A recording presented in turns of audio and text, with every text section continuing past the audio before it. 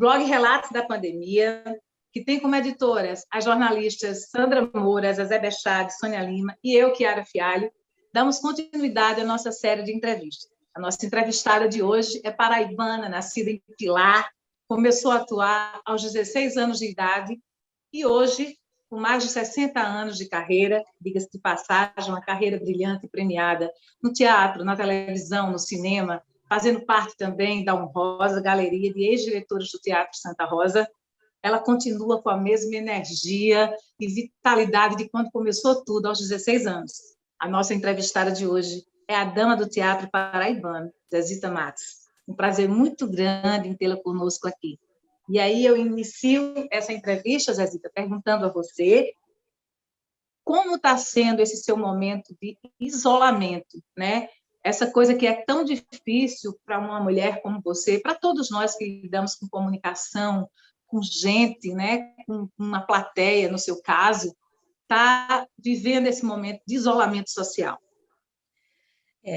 Boa noite, Chiara, em nome de quem eu agradeço o convite de estar hoje aqui com vocês e gostaria de dizer que, primeiro, eu quero me solidarizar com todas as famílias que, nesse momento, perderam um ente querido. Eu acho que a pandemia trouxe à tona muitos males do capitalismo e do neoliberalismo que nós estamos vivendo. Porque, pensando, eu fico indignada de saber que são as pessoas pobres, são as mulheres pobres, os homens pobres que estão morrendo. Nós estamos, como você disse, nos nossos apartamentos, numa quarentena que não acaba mais, e tudo isso eu reputo a um pandemônio que é o nosso governo. Eu, como atriz, como educadora e como cidadã, quero deixar claro a minha indignação com este momento que nós estamos passando. E que, pelo visto, pelas entrevistas que eu tenho escutado, a gente ainda vai sofrer. Inclusive, a gente sabe porque, por exemplo, meu filho ainda não tomou a vacina, o caçula. Quer dizer, as outras duas tomaram porque uma é médica e a outra é enfermeira. Aí tiveram que tomar, não é? E eu tomei já por conta da idade. Então, eu quero dizer isso, enfatizar. Por quê? Primeiro, como atriz, como a cultura foi o primeiro a parar, o teatro, o cinema, porque são artes de aglomeração. Você, para fazer uma cena, você tem ao seu redor, além dos fios, você tem umas 5 pessoas, não é? Você já tomou a segunda dose, Zezita? Tomei a segunda dose e já faz 21 dias.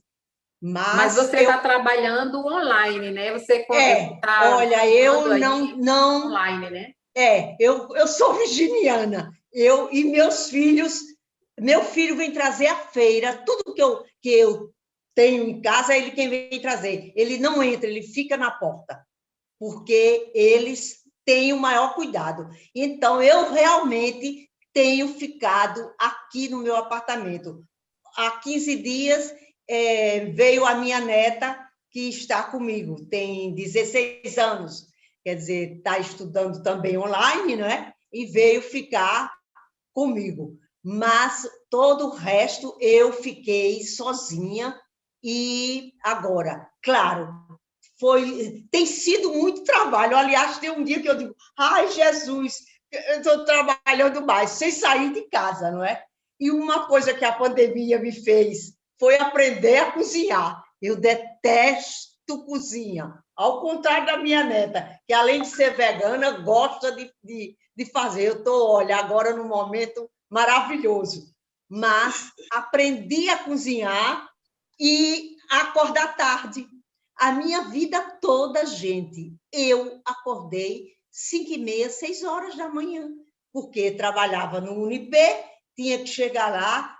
No início, quando eu era coordenadora, eu chegava às 7. Depois fui ouvidora, coordenadora do movimento cultural de lá, aí chegava às 9. Mas a minha vida toda foi levando o menino para a escola e acordando cedo. Quer dizer, meu organismo já está acostumado, como estava, passar o dia todo trabalhando. Era ensaiando, era fazendo filme, e agora fazendo tudo isso dentro de casa. E olha que eu não sou como vocês, doutoras em tecnologia, para fazer blog. Eu estou aprendendo na marra. Entro antes, olha, pelo tempo que eu entrei, com medo de não acertar, está entendendo? Tudo isso é um aprendizado. Diga. Você está acumulando, como muitas mulheres hoje em dia, nesse período de pandemia, né, acumulando várias funções dentro de casa, né? É o trabalho, os afazeres domésticos, é o papel de mãe, de avó, né? Mas continua atriz, né? Você está com um projeto aí de filme, né, que está sendo feito de forma online, não é isso? Exato. Aliás, eu já fiz 2. Um para Buca Dantas, que é um curtinha, eu fiz, ele foi me orientando e eu fiz a cena. Fiz para o Rosas também, fiz um. E agora estamos fazendo, esse, inclusive, é um patrocínio do Itaú Cultural, com o coletivo de teatro Alfenim. Esse, realmente, os meninos ficam online no computador e eu fico fazendo a cena no telefone. Inclusive, foi ótimo minha neta estar aqui, porque também me ajudou. Porque tem que botar o eixo, tem que isso, que aquilo outro. Eles vão orientando e eu fiz a cena e o filme realmente vai ficar assim, muito bonito. A gente já viu, mas, inclusive, já discutimos, mostramos a primeira versão ao cara lá do Itaú, e ele jogou flores. Vamos ver, quando sair, eu mando para vocês apreciarem. Você já pode adiantar um pouquinho do que se trata o roteiro? Olha, é interessante, porque eu tenho que dizer a você, o nosso coletivo de teatro Alfenim, todo o nosso trabalho é colaborativo. O último espetáculo que a gente fez, que foi com a obra de Machado de Assis. Então, a gente releu, já tinha lido, relemos, e aí vamos fazer cenas sobre o que a gente leu, e o diretor vai compilando, vai dando forma. E é muito interessante esse... falando do Nordeste, do que a gente, da vivência da gente. E Márcio pediu três textos, um falando da infância e outro falando, 2 textos, aliás. Um terceiro é o do colega. Então, um texto falando da infância e outro falando do momento atual, exatamente da quarentena. Então, e aí ele foi montando, olha, francamente, e Márcio assim, excelente dramaturgo e diretor, né? E a turma, e os meninos que estão fazendo, os colegas que são atores e também roteiristas, é tudo colaborativo. Muito, muito, muito, muito interessante. É uma experiência nova, né? Filmar assim de forma com a remota, câmera, né? Porque a gente já tinha essa experiência com o teatro, né? A gente faz a cena e repete, e vai juntando, tudo, e Márcio assistindo e mandando fazer de novo, e acrescentando coisas. Inclusive, a gente traz, quando a gente fez Memórias de um Cão, a gente trouxe um especialista em Machado da USP para fazer um seminário para a gente, exatamente para a gente entrar, como se diz, com consciência na obra, tá entendendo? Então, o filme está sendo mais ou menos assim. A gente faz uma cena, aí discute, os colegas discutem, e aí a gente faz o texto do colega, o colega faz o nosso, até que eu não sei como... É um formato completamente diferente daquele que você estava acostumada, e você está trazendo o set para dentro de casa, né? E aí... através do online, porque a gente todo terças e quintas a gente faz a reunião online para discutir, para aprimorar, sabe? E agora a gente realmente tudo online. Cecita, eu queria voltar um pouquinho para o que a gente estava conversando no início, com relação a essa cadeia produtiva, né, que é a cultura, a arte. E esse momento delicado que a gente passa com a pandemia, e quantas pessoas estão passando por situações difíceis, né? Porque quando a gente fala na cultura, e a gente visualiza logo o ator de teatro, o cantor, né? Aqueles que estão à frente, mas por trás dessa coxia, por trás de tudo isso, tem uma gama de funcionários, né? De pessoas que vivem da arte, que nesse momento estão passando por privações, na verdade, Sim. Porque os espaços estão fechados, né, por conta do isolamento. Eu queria falar com você um pouquinho sobre toda essa problemática que a cultura vive hoje e que a gente pudesse também abordar um pouco dessa lei, né, que veio para amenizar um pouco, que é Aldir Blanc. E se você achou que a lei ela contribuiu, pelo menos assim, ela está amenizando essa problemática que está sendo, porque o segmento cultural foi o primeiro a parar e vai ser, consequentemente, o último a retornar. Então, como é que... E com a queda do poder aquisitivo também, essa retomada, mesmo que a gente volte ao normal, ela não vai ser como antes. Então, queria que você conversasse um pouquinho com a gente sobre isso. Como eu iniciei dizendo, nós fomos os primeiros a parar, e seremos, de fato, os últimos a voltar. E, veja só, a Lei Aldir Blanc, aqui na Paraíba, por incrível que pareça, ainda está uma problemática para não devolver dinheiro. Quer dizer, além de todo o movimento contra a cultura, que vem de longe, olha, a gente não tem nem Ministério mais da Cultura, a gente não tem.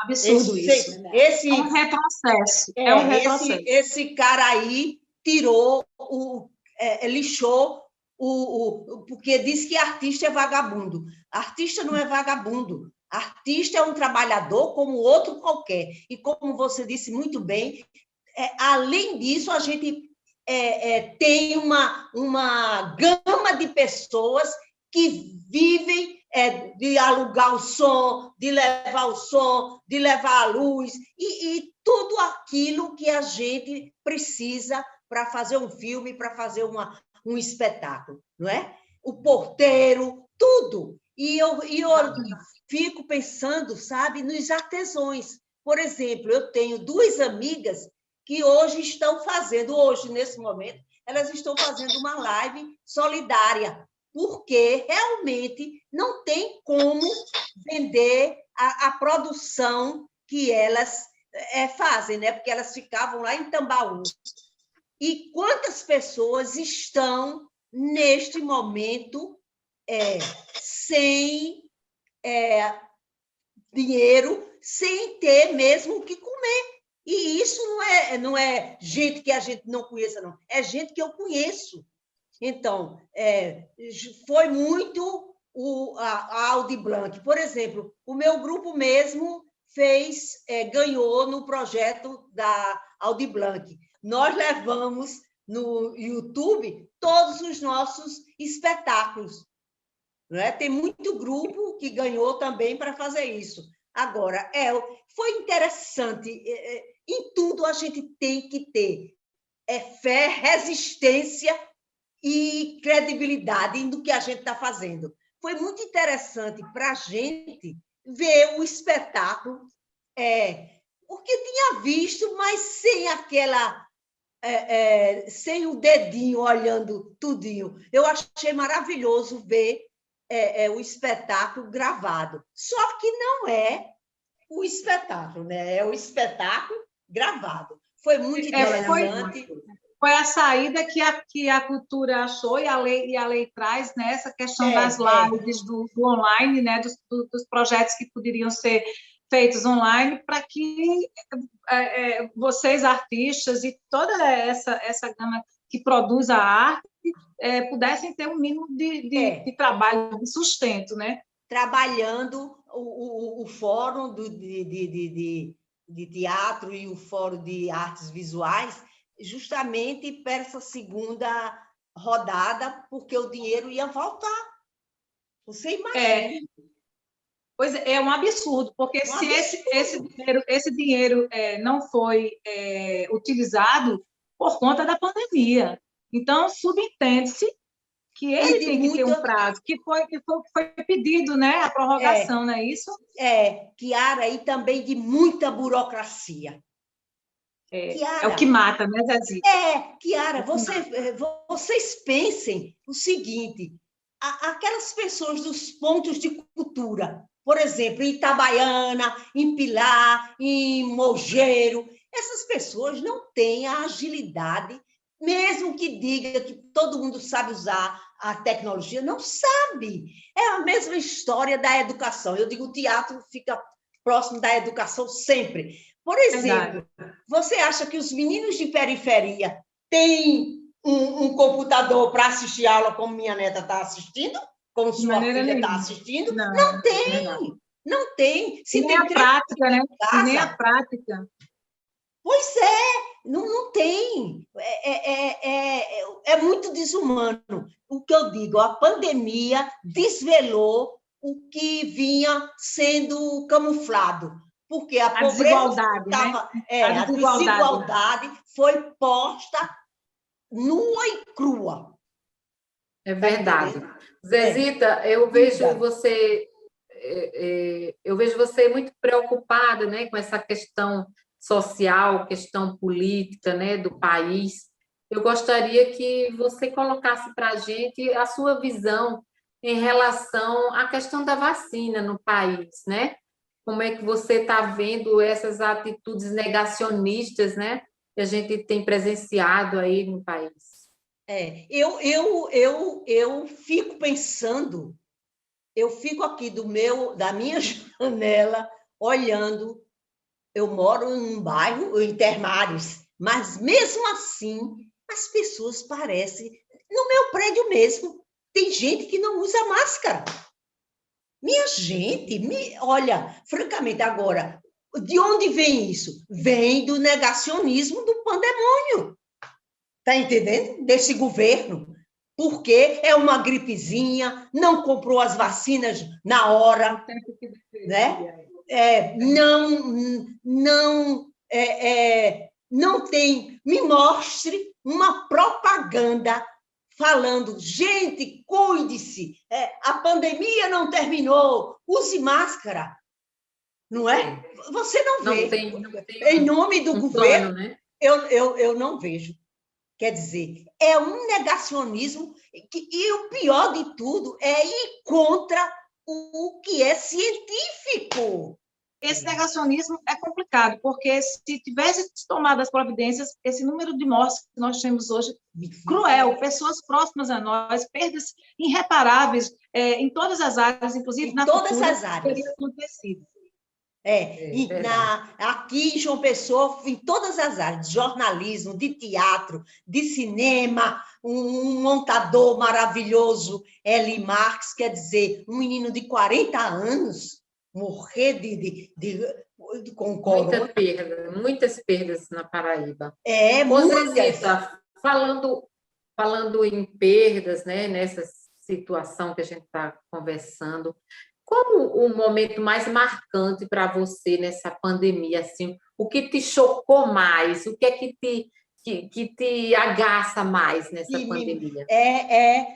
Eu que sou uma pessoa que passava o dia trabalhando, ensaiando, fazendo atividades políticas, ficar em casa, Zezé, é preciso ter muita cabeça e muito juízo, porque não ver minha neta está grávida de gêmeos, eu ainda não vi minha neta de verdade. Vejo em live, mas abraçar e dizer meus bisnetos, né? E eu ainda não fiz essa visita. Não, é a questão do relacionamento com a família, com os amigos, isso marca.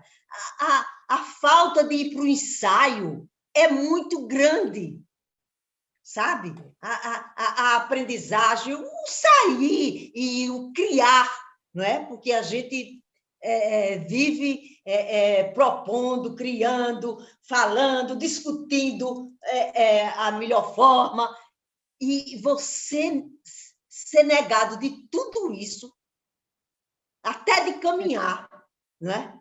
É verdade. Aumentei de peso porque eu não vou me aventurar com a faixa etária que eu tenho numa praia onde as pessoas parecem que estão de veraneio numas férias. Vendo normalmente, assim, caminhando sem usar máscara, sem nada. E deve ser mesmo cruel para uma pessoa como você se ficar presa dentro de um apartamento. Nós somos seres sociáveis, né? A gente vive em sociedade, nós sobrevivemos por conta disso, né?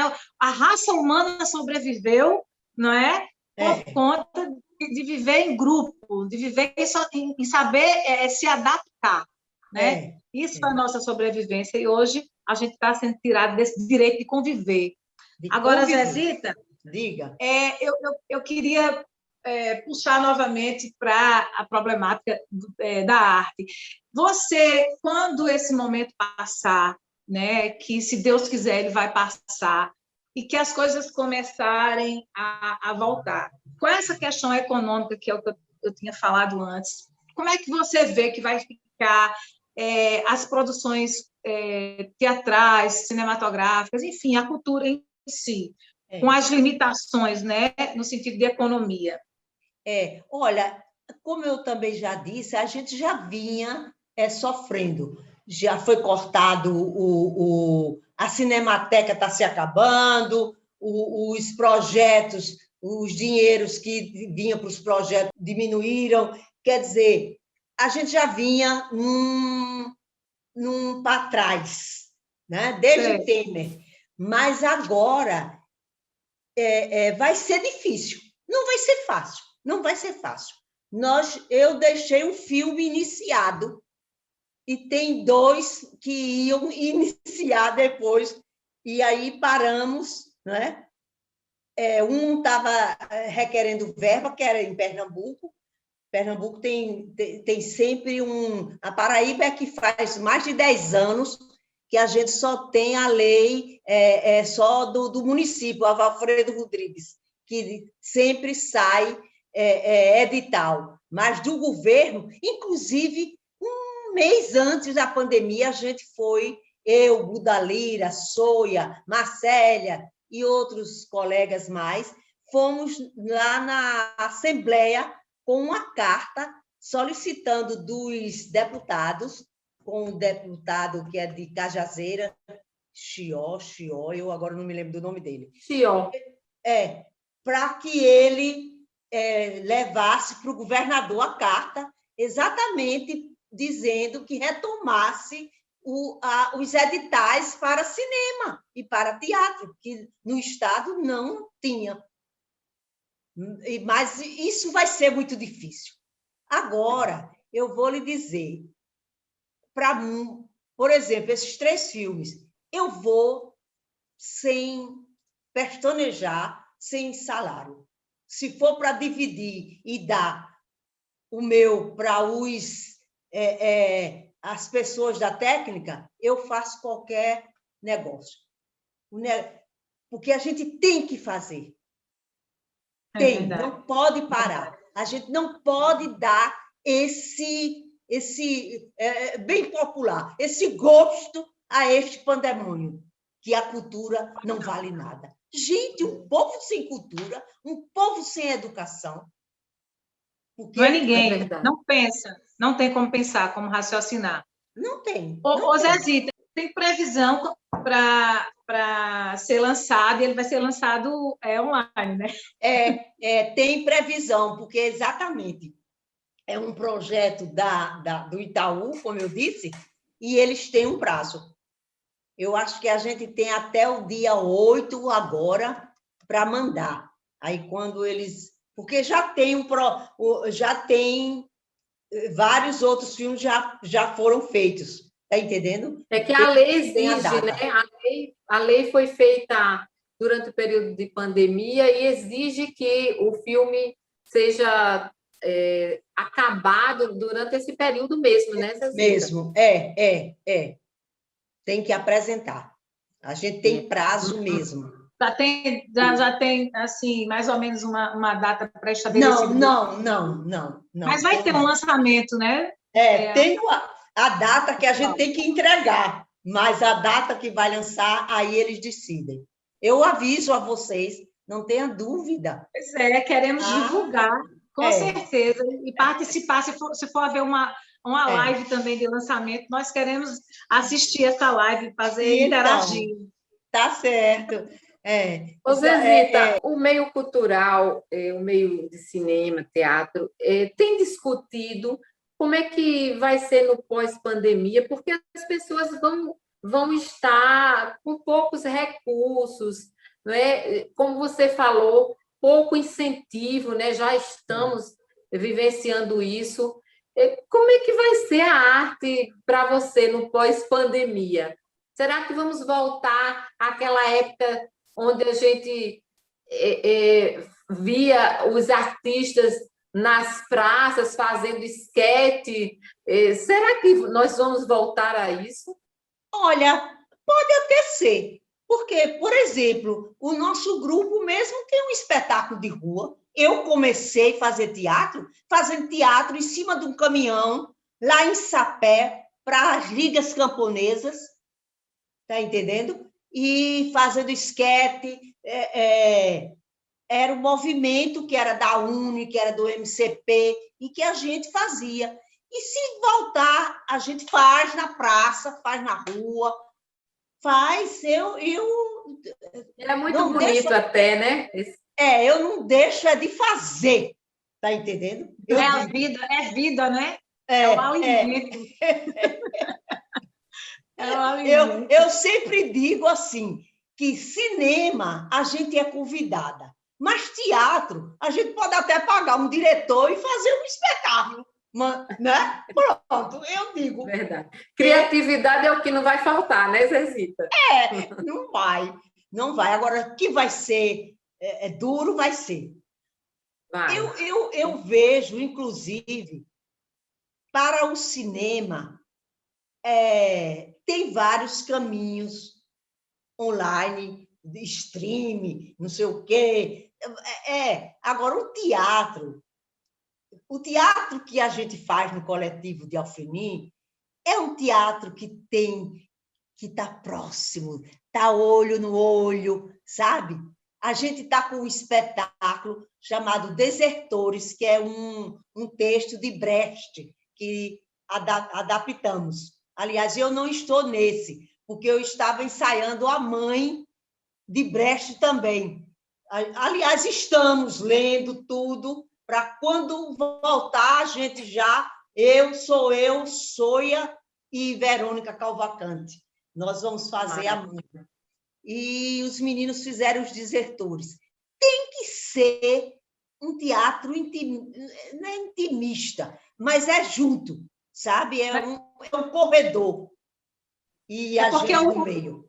Os atores dizem, né? Os atores dizem, e eu acho que você vai concordar comigo, que cada espetáculo é único. Quando você entra no palco e vai representar, hoje foi uma representação, amanhã já vem com outra emoção. Aí, veja só, o tipo de teatro que a gente faz é emoção. Ou você está ou não está. Então, o olhar do companheiro, sabe? É imprescindível. Mas agora, claro, porque você... cada dia você está com energia. Agora tem que... Por isso que a gente chega antes, a gente faz exercício, a gente faz tudo para manter aquele ritmo e aquelas sequências que a gente tanto já ensaiou. Agora eu vou até corrigir você. Eu não sou a dama do teatro. Eu sou a operária do teatro. Hoje, mais do que eu quando comecei, viu? Você é nossa dama, sim, é nossa dama. Agora, Zezé, deixa eu só fazer mais essa pergunta para a Zezita e aí eu passo para você, tá certo? Zezita, eu vou sair agora um pouco da questão teatro, cultura, eu vou para Zezita, para essa mulher forte que teve que se esconder na casa do tio na época da ditadura, né? Para não ser perseguida, para não ser torturada. Enfim, a gente sabe que esse momento de pandemia traz para todos nós uma autorreflexão. A gente passa a reavaliar conceitos, valores. Como é que foi com uma mulher como você? E isso eu não estou jogando flores, não. Eu estou dizendo porque, de fato, é uma mulher com toda essa cultura, com toda essa vivência, né? Que passou por sofrimentos, que passou por alegrias. Como você que teve tempo suficiente, mesmo você dizendo assim, eu estou trancada, eu gosto de sair, mas ainda trancada você está produzindo, você não está parando.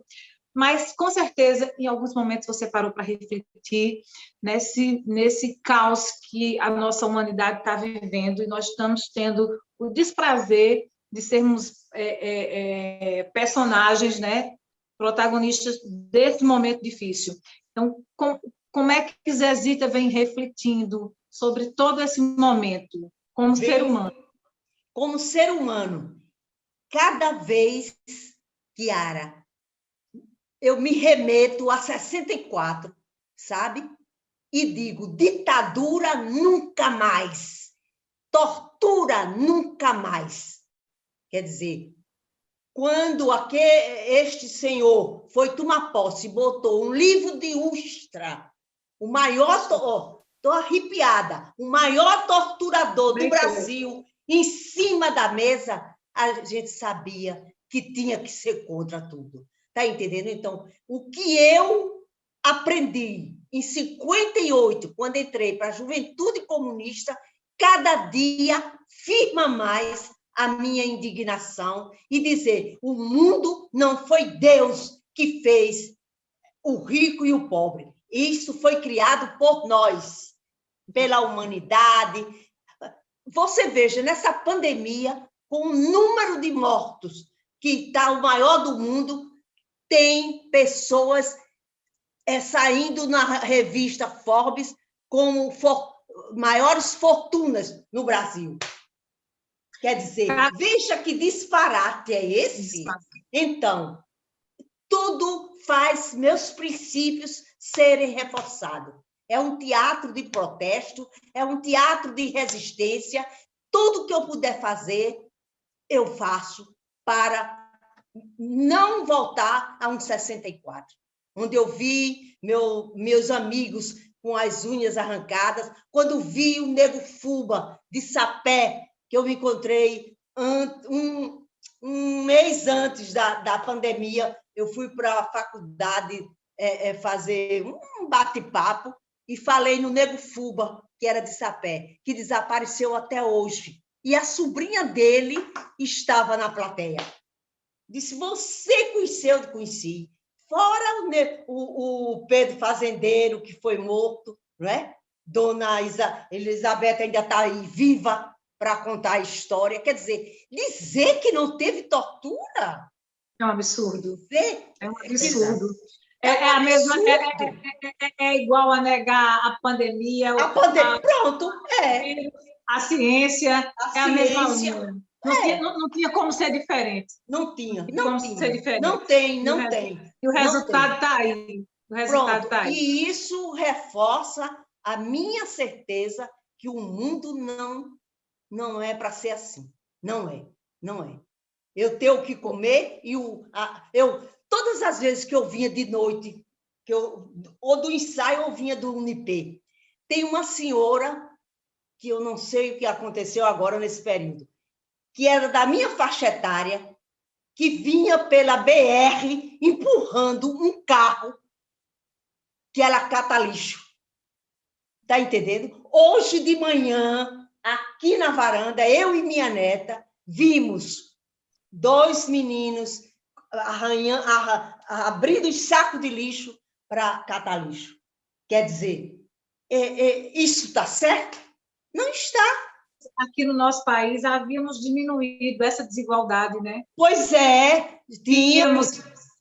Quando você vê as secretárias do lar que, com salário mínimo, conseguiam comprar eletrônicos para dentro de casa, acesso a coisas que elas não tinham, né? E hoje, infelizmente, a coisa... Está morrendo de fome. Morrendo de fome completamente. Foi um retrocesso muito grande, muito grande. Muito. A gente vai levar muito tempo, viu? Para retomar. Mas tem que ter resistência, né? E esperança. E acreditar, é verdade. E acreditar. Dia que tinha aos 16 anos até hoje, né? Zezita, você pensa positivamente em relação aos anos que vêm pela frente, porque nós estamos presenciando algumas coisas, né, que nos remete à década da ditadura, né? Estamos presenciando cerceamento de liberdade de imprensa, pessoas sendo perseguidas, não é? Em nosso governo atual, você acha que a gente pode chamar um governo desse de democrático? Não, de jeito nenhum. Começa pelo negacionismo da ciência. É uma estupidez tão grande que não pode. Eu realmente fico... Vai ser difícil. Vai ser difícil. Não vai ser fácil. Vai ser uma luta titânica mesmo. Está entendendo? De Golias. Mas eu sempre acredito... Eu sempre acredito na força dos trabalhadores. O que a gente precisa aí é que eu acho, é fazer o que eu fazia nos anos até 64. Era ir para os bairros e ler o jornal Nove Rumos, que era o jornal do Partido Comunista. A gente reunia um grupo, lia, discutia para formar células. É isso que eu penso de imediato quando acabar a pandemia. Tenho que voltar, porque vai ser necessário a gente voltar às bases, sabe? Com muita dificuldade, porque não é fácil, mas eu já estou decidida, não. Já sei que vai ser, sabe?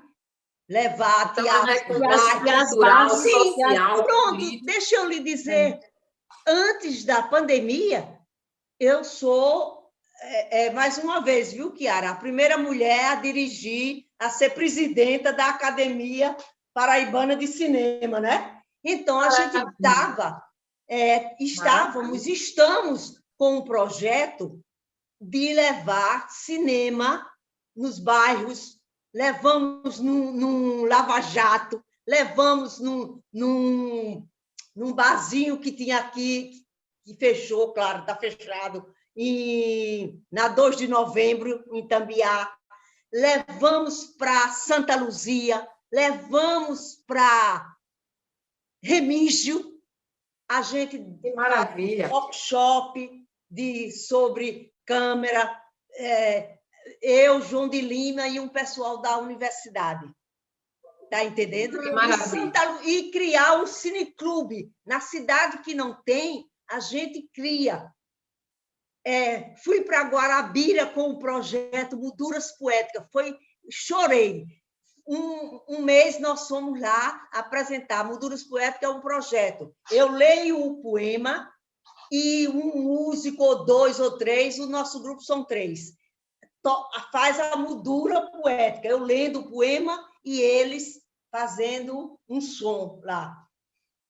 E quando foi um mês depois, a gente foi para Rio Tinto. Quando foi um mês depois, o menino disse, vocês podem voltar, que a gente tem uma surpresa para vocês. Pois tinha no bar um professor de português que era da escola lá de Rio Tinto. Pois, olha, o professor fez um projeto com os alunos dele. Você imagina, as meninas lendo poemas que elas fizeram, os meninos tocando. Olha, Zezé, eu chorei de emoção. Quer dizer, maravilha. É uma maravilha. Gratificante, né? Lá em Santa Luzia a gente fez isso. A cultura que contagia, né? A cultura ela vai passando. Para você ver. E foi num bar. Não foi nem na escola, foi num bar. Imagine você indo para a escola. Então, é isso que a gente está fazendo, é isso que a gente vai continuar fazendo. Essa é uma base, não tenho dúvida. Porque ali é obrigada a levar filme paraibano ou brasileiro, não é? Porque o povo diz, eu não gosto do cinema brasileiro, eu não gosto do cinema paraibano. Porque não conhece. Porque não conhece. Então, a quem a gente tem que apresentar? Aos alunos, aos pais dos alunos. Por exemplo, Kiara, quando você foi aluna do Santa Rosa, as professoras de balé reclamavam muito das mães que ficavam nas portas, dizendo, na porta da sala de aula, dizendo, menina, presta atenção! Atrapalhava a professora. Nós fizemos ali um projeto, subia com as mães, ia para o palco, ensinamos a bordar, ensinamos a fazer flores. Pronto. Que maravilha. Isso. Que nem faz quando os pais levam as crianças para algum evento, ou igreja, ou trabalho, e leva para a salinha, né? Ali para divertir. Leva as mães para a salinha. Para não atrapalhar e aprender alguma coisa. A gente desmistificou, porque as meninas do Balé do Santa Rosa só queriam brilho, as roupas. Aí os pais, coitados, muitos pais pobres, que não podiam. E ficava, dona Zezita, minha filha não vai. Vamos acabar com isso. Eu e Janine, que hoje é professora da Federal, e na época era professora do Unipei, e eu levei para o Santa Rosa. Tem um balé moderno, vamos fazer com a roupa que você faz no ensaio.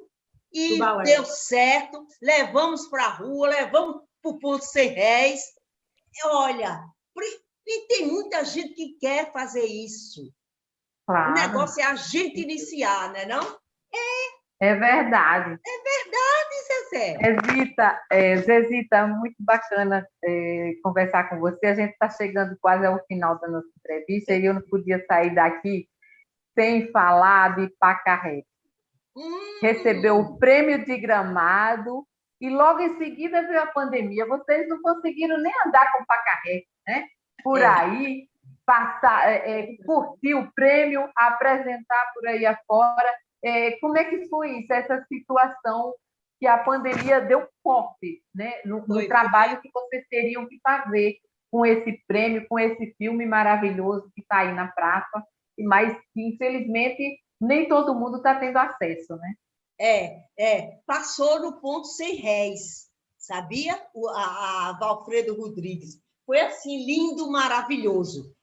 E realmente as meninas ainda foram parece que para Teresina, mas eu não fui. Não foi nem pela pandemia, porque eu tinha espetáculo. Elas foram para a China, eu também não pude ir, que eu estava com espetáculo. Mas a gente tem, assim, Marcélia está deslumbrante. O filme é lindo, lindo, lindo, lindo, lindo. Claro que teria sido maravilhoso, né, da gente ir, por exemplo, quando passou em Russas, a cidade onde a gente filmou, onde a cidade, que é a cidade de Pacarrete. Você imagine que emoção. E não foi cortado, né? Essa coisa de apresentar.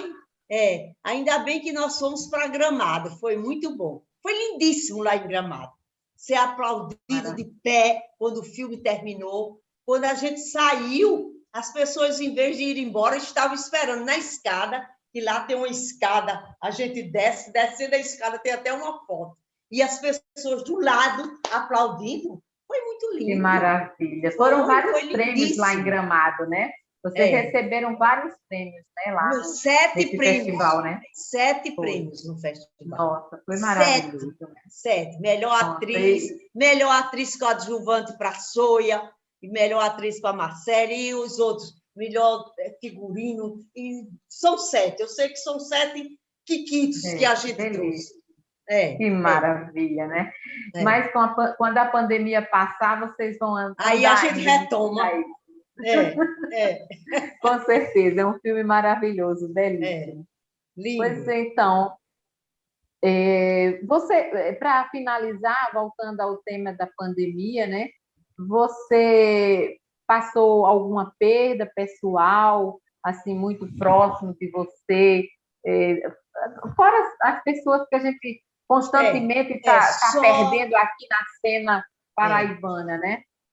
Não, só amigos próximos, sim, né? Amigos, mas da família, graças a Deus, até agora a gente tem conseguido não se contaminar. Ninguém teve. Não, teve Covid, ninguém. Estão se cuidando bem, então, né? E olhe que eu tenho uma filha médica e uma enfermeira em Sorocaba, que eu fico louca, Zezé, louca. É uma angústia, realmente, viu?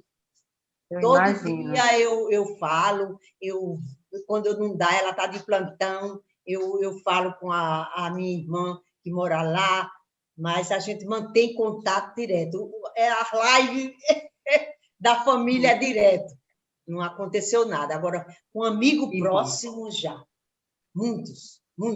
Quero te dizer que foi, primeiro, para mim, uma honra muito grande em tê-la conosco nesse bate-papo, né? Você me passou mais informação, mais cultura, eu pude ver mais o ser Zezita. Então, quero agradecer muito mesmo, viu? Você ter aceitado o nosso convite. Eu que agradeço eternamente, fico gratificada com o convite de vocês. Para mim foi uma honra para a gente. Um prazer, Zezé. Muito, muito, muito, muito. Um abraço para a Sandra, para a Sônia. E realmente eu é que agradeço mesmo. E prepare-se, vou mandar o link. Agora é link. Tá certo, com certeza.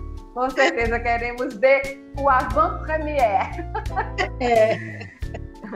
Zezita, muito obrigada pela paciência, por ter conversado com a gente. Foi muito legal conversar com você. Que bom que você está com saúde, sua família com saúde, e que essa pandemia passe já, para a gente poder se abraçar e fazer arte por aí afora, né? A vontade é grande de abraçar. Muito, muito grande mesmo. Meus netos, minhas filhas, minhas amigas, meus amigos, realmente é. Verdade.